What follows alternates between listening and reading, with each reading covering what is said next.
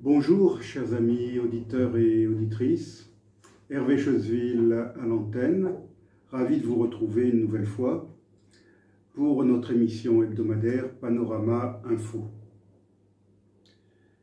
Lors d'une émission précédente, c'était en janvier, je crois, en janvier dernier, j'avais évoqué mes souvenirs du Bangladesh au sujet du jute, dont ce pays est le premier exportateur mondial.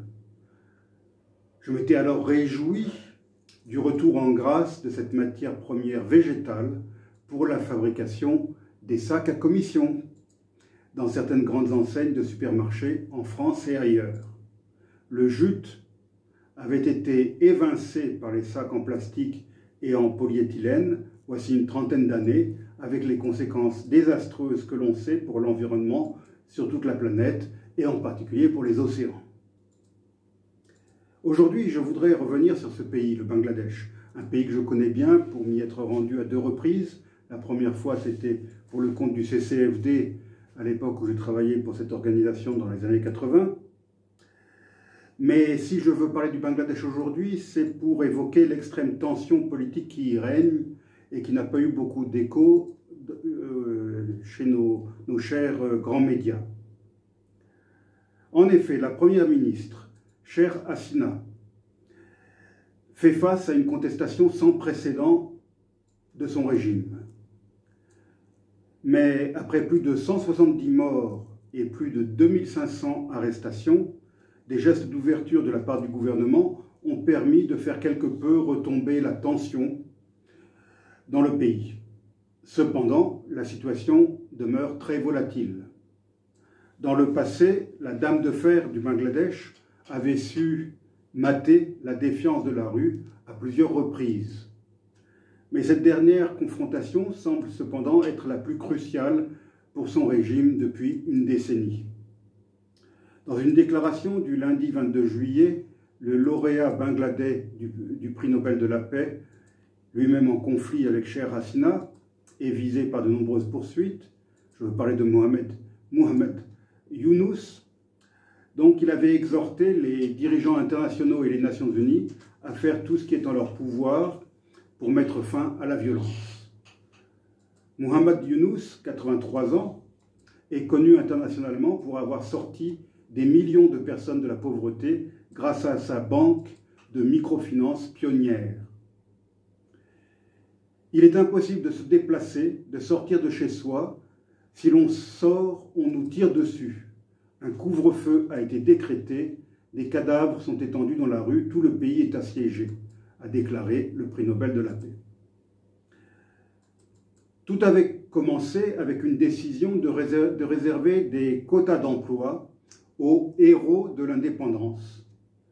Les étudiants de ce jeune pays, frappés par le chômage, ont jugé une telle décision discriminatoire.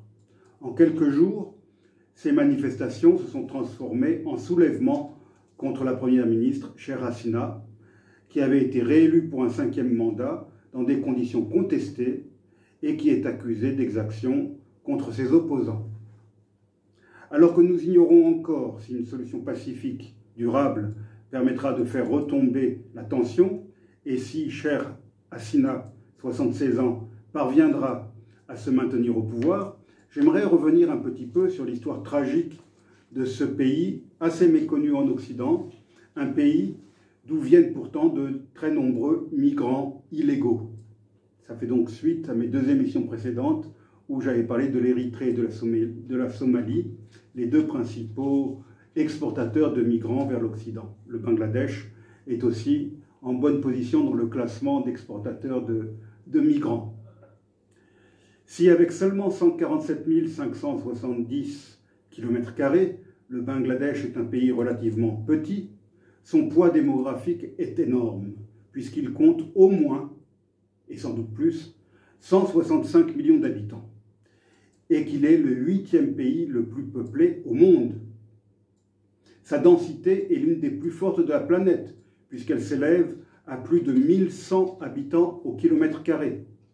Les seuls pays où la densité est plus élevée qu'au Bangladesh, ce sont des cités-États entièrement urbanisées, tels que Singapour ou Monaco.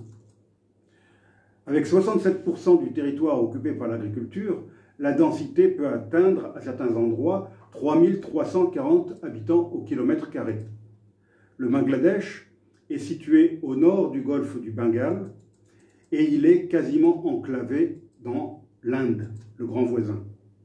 Au sud-est de son territoire, il dispose cependant d'une courte frontière commune avec la Birmanie. Pour comprendre le Bangladesh, il faut en connaître les trois caractéristiques principales. La première, c'est que le territoire du Bangladesh est constitué pour l'essentiel par un énorme confluent suivi immédiatement d'un énorme delta. Je dis souvent que le Bangladesh, c'est un peu comme une énorme Camargue, aussi plat que la Camargue, mais en beaucoup plus vaste, bien sûr, et avec une altitude similaire, quelques mètres au-dessus du niveau de la mer. Mais le cours du Rhône a fini par être maîtrisé, et il ne constitue plus une menace constante pour la Camargue. Le seul péril étant la montée du niveau de la mer. Rien de tout cela au Bangladesh. Les fleuves gigantesques qui se rejoignent sur son territoire n'ont jamais été endigués. Et de toute façon, ils ne sont pas endigables. Et puis, lorsqu'ils entrent au Bangladesh, ils sont impossibles à maîtriser car ils ont déjà parcouru de longues distances depuis le massif de l'Himalaya et le plateau tibétain où ils prennent leur source. Ces deux fleuves qui ont leur confluent au centre du Bangladesh sont le Gange et le Brahmapoutre. Le Gange a une longueur de 3000 km, tandis que celle du Brahmapoutre est de 2900 km. La plus grande partie du Bangladesh est à moins de 12 mètres au-dessus du niveau de la mer, et environ 10% de son territoire est même situé en dessous du niveau de la mer. 80% des précipitations tombent pendant les 5 mois de la mousson, c'est-à-dire de juin à octobre, alors que 20% seulement des terres sont protégées des inondations et équipées de drainage et d'irrigation. Ces précipitations annuelles, en particulier et surtout celles qui tombent en amont des deux fleuves, donc en dehors du territoire bangladais, ont chaque année des conséquences catastrophiques au Bangladesh en provoquant de gigantesques crues. Il n'existe que 4 petites régions du pays qui sont situées en dehors du delta. Les collines de Sylhet, la région montagneuse de Madhupur, la région vallonnée des Chittagong Hill Tracts, et la zone de Barind. Il est estimé qu'environ 50% de la superficie du pays serait inondée si le niveau de la mer augmentait d'1 mètre seulement. L'endroit le plus élevé du pays, 1052 mètres, se trouve dans la chaîne des monts Modoc, dans les Chittagong Hill Tracts du sud-est du pays. La plus grande partie de la côte maritime est constituée de jungles marécageuses, et donc inhabitées, ou presque inhabitées, les Sundarbans, dans le sud-ouest, et cette jungle marécageuse constitue la plus grande forêt de mangroves au monde, et elle abrite de très nombreuses et très diverses espèces de faune et de flore, en particulier le célèbre tigre du Bengale. En 1970, le cyclone de Bola fit 500 000 morts. En mai 1985, sur le seul îlot vaseux d'Urir Shah, 4000 des 5000 habitants ont été tués par un violent raz-de-marée. En 1991, un cyclone a tué plus de 135 000 personnes. En 1998, le Bangladesh a connu de graves inondations. 1000 personnes sont mortes et 30 millions se sont retrouvés sans abri. 130 000 animaux d'élevage sont morts.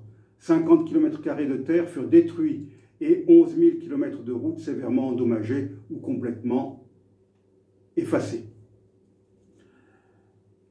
66% du pays était sous l'eau. L'inondation fut particulièrement dévastatrice cette année-là, à cause des moussons particulièrement intenses et d'un dégel particulièrement abondant dans le massif de l'Himalaya. Le 15 novembre 2007, le cyclone Sidr a provoqué la mort de 3300 personnes et 1,5 milliard de dollars de dégâts. En raison du réchauffement climatique, le Bangladesh pourrait perdre 20% de son territoire, qui est déjà assez restreint, comme je l'ai dit tout à l'heure, sous l'effet de la montée des eaux. En 2050, les réfugiés climatiques pourraient être 50 millions originaires de ce pays. Et je n'ai cité là que les principales cataclysmes, les principaux événements dramatiques naturels qui ont affecté ce pays. Lorsque je m'y suis rendu pour la première fois, c'était en 1987, je crois, c'était justement à l'occasion de crues qu'on disait sans précédent, mais qui en fait ont depuis largement été, hélas, surpassées par d'autres. Et je me rappelle de scènes incroyables et de longues heures de navigation en bateau pour atteindre des populations réfugiées sur des bancs de terre devenus des îlots et bien sûr affamés. Ce séjour m'avait particulièrement marqué. J'en viens maintenant à la seconde particularité qui fait le Bangladesh. Il s'agit d'une particularité historique. En fait, le Bangladesh ne constitue qu'une moitié d'un très ancien, d'un très vieux pays, le Bengale. Bangladesh signifie d'ailleurs littéralement, en bengali, le pays du Bengale. À l'époque coloniale, le Bangladesh n'existait pas et son territoire formait ce que les Britanniques appelaient le Bengale oriental. Le Bengale occidental constitue, depuis l'indépendance de l'Inde en 1947, l'État indien du Bengale occidental, avec Calcutta comme capitale. Mais en Inde, il n'y a pas de Bengale oriental, il n'y a qu'un seul Bengale, c'est le Bengale occidental. Les deux moitiés du Bengale parlent la même langue, le bengali, et elles sont peuplées par le même peuple, le peuple bengali. Alors, pourquoi, me demanderez-vous, le Bengale oriental ne fait-il pas partie de l'Inde, comme son voisin de l'Ouest?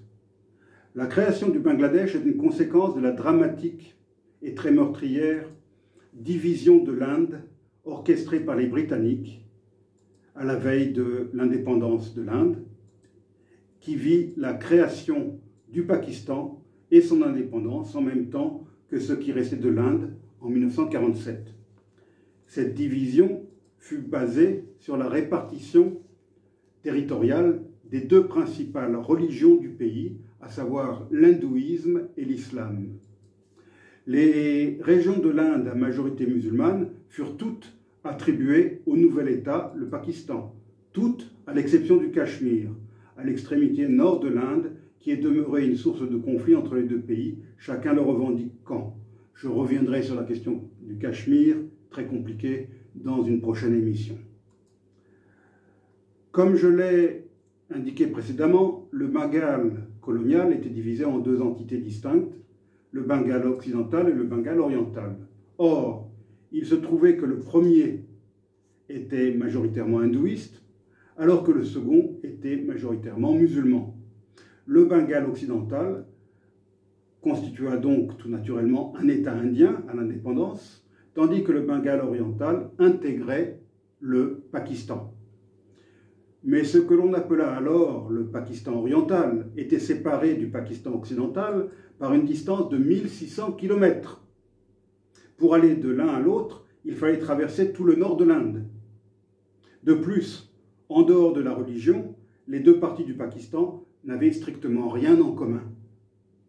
Les peuples qui y vivaient, les langues qui y étaient parlées étaient totalement différents. Et la capitale, donc le pouvoir central, se trouvait au Pakistan occidental.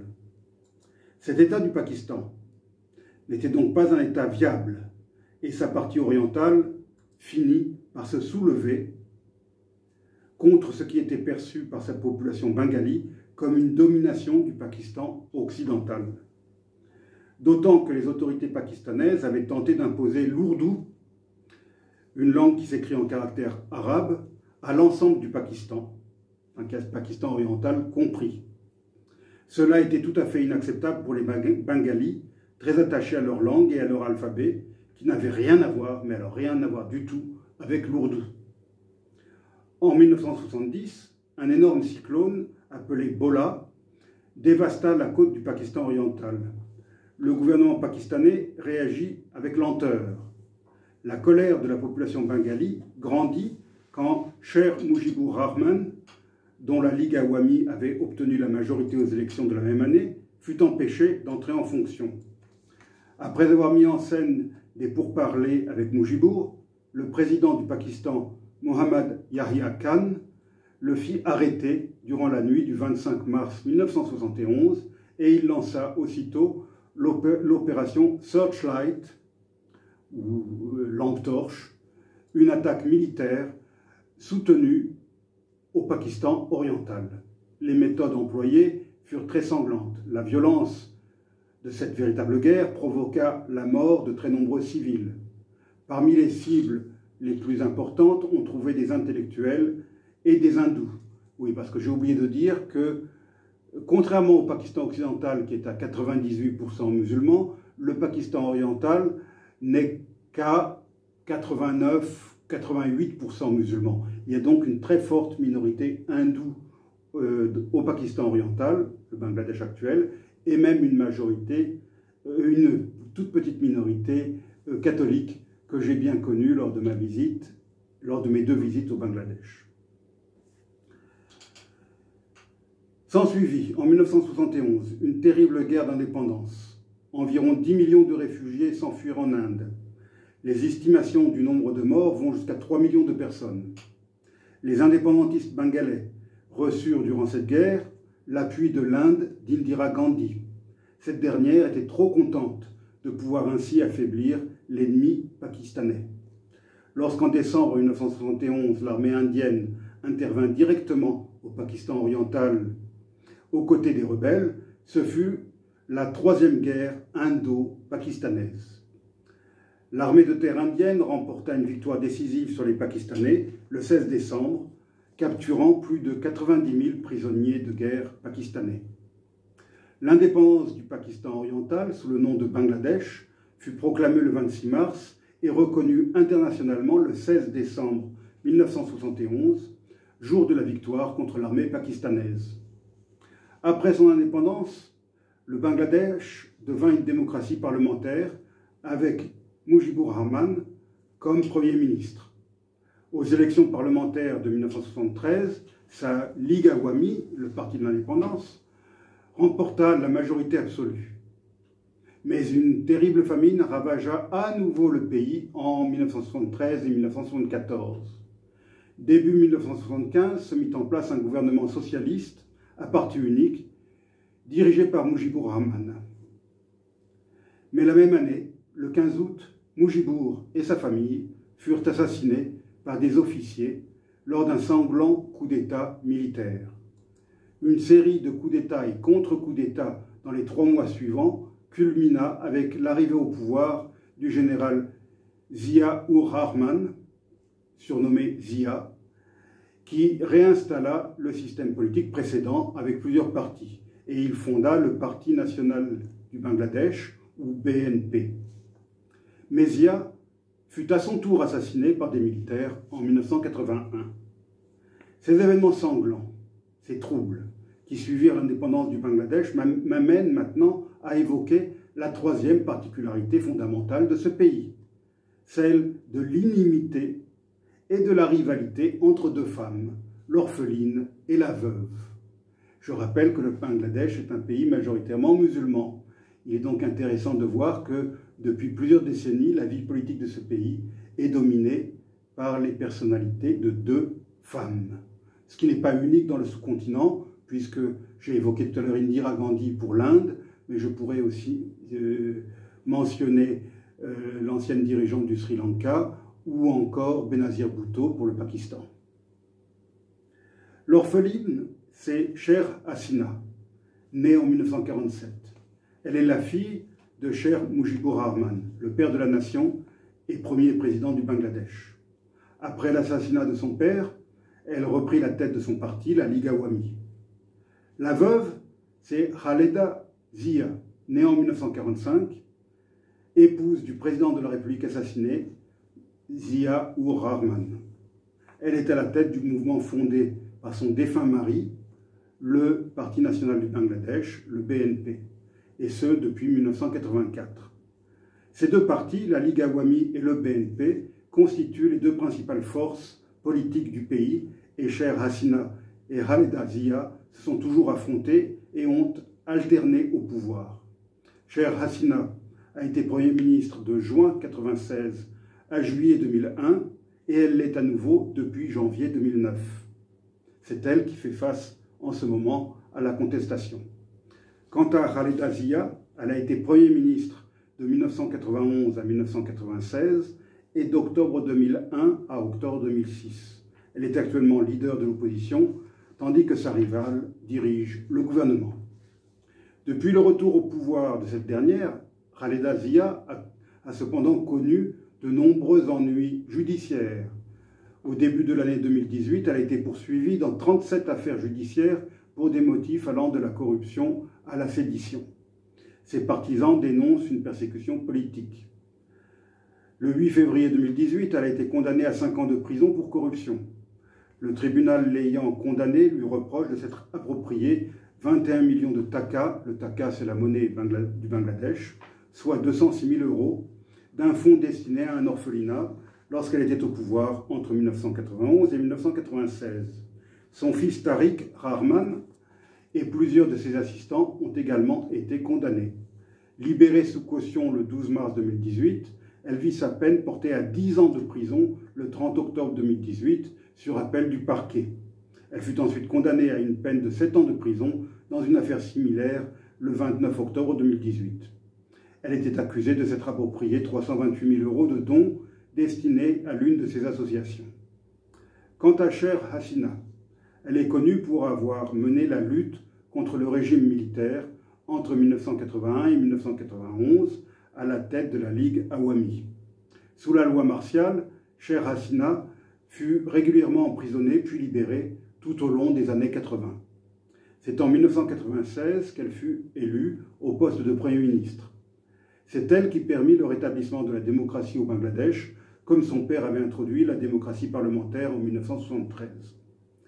Elle devint la première chef de gouvernement du pays depuis l'indépendance à réussir à achever son mandat, sans coup d'État ou sans assassinat. Elle signa le traité de partage des eaux du Gange avec l'Inde, valable pour 30 ans. Son administration abrogea la loi d'immunité qui protégeait les assassins de Sher Mujib, son père et premier président du Bangladesh.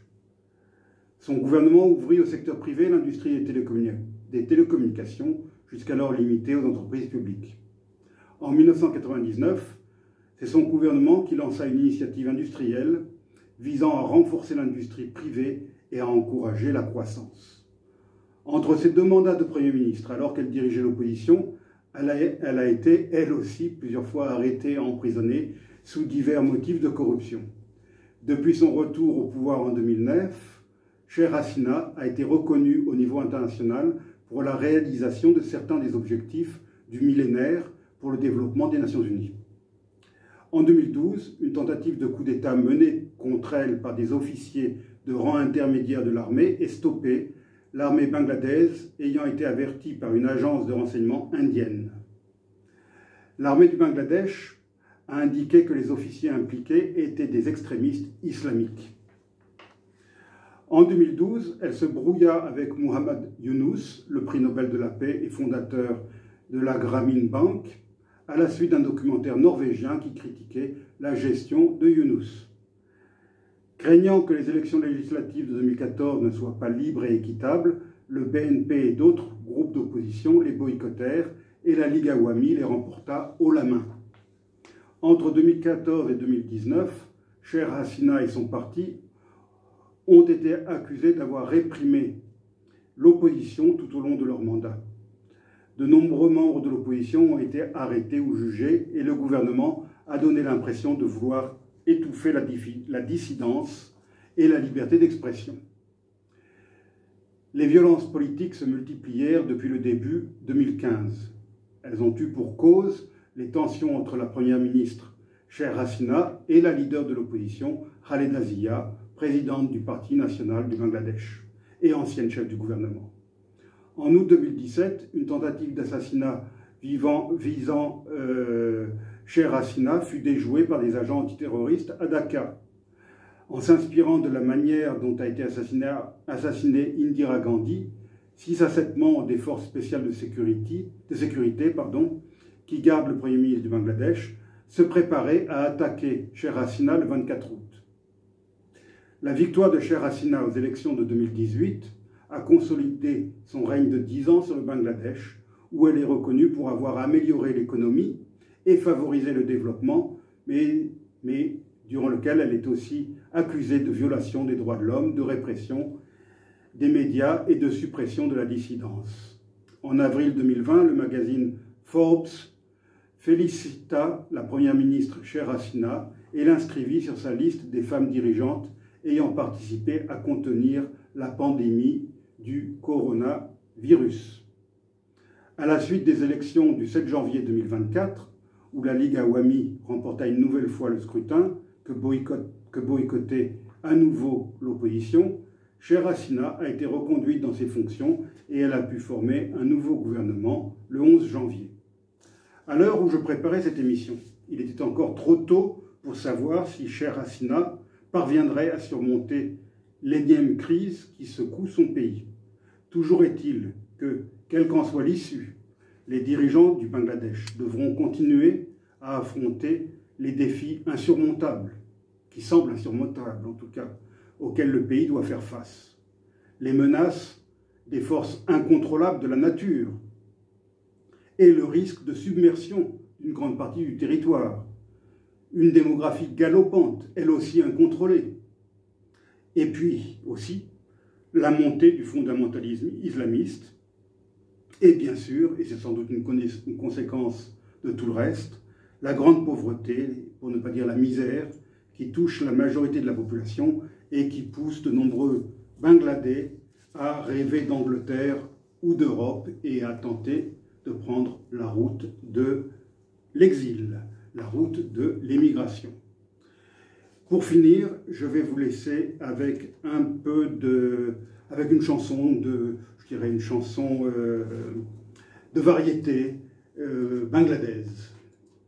Et je vous dis à la semaine prochaine.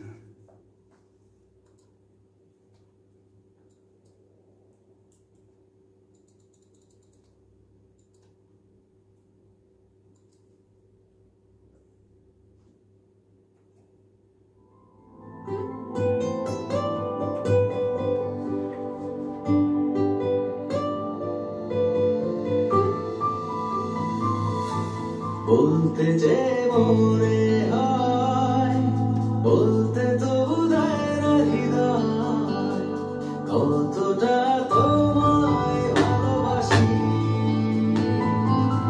চলতে গিয়ে মনে হয় দূরত্ব কিছু নয় তোমারই কাছেই ফিরে আসি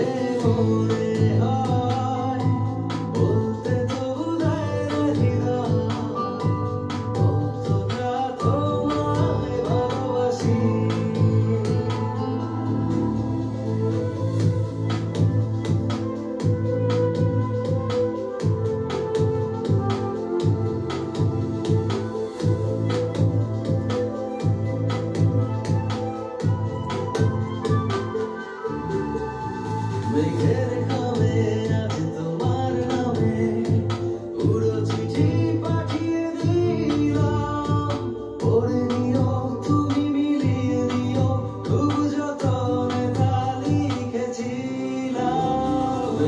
লেখাবে আজ তোমার নামে পুরো চিঠি পাঠিয়ে দিলাম পড়ে নিও তুমি মিলিয়ে নিও খুব যতনে তা লিখেছিলাম ও চাই পেতে আরো মন পেও এত কাছে বলতে যে মনে হয় বলতে তবু দেয় না হৃদয় কতটা তোমায় ভালোবাসি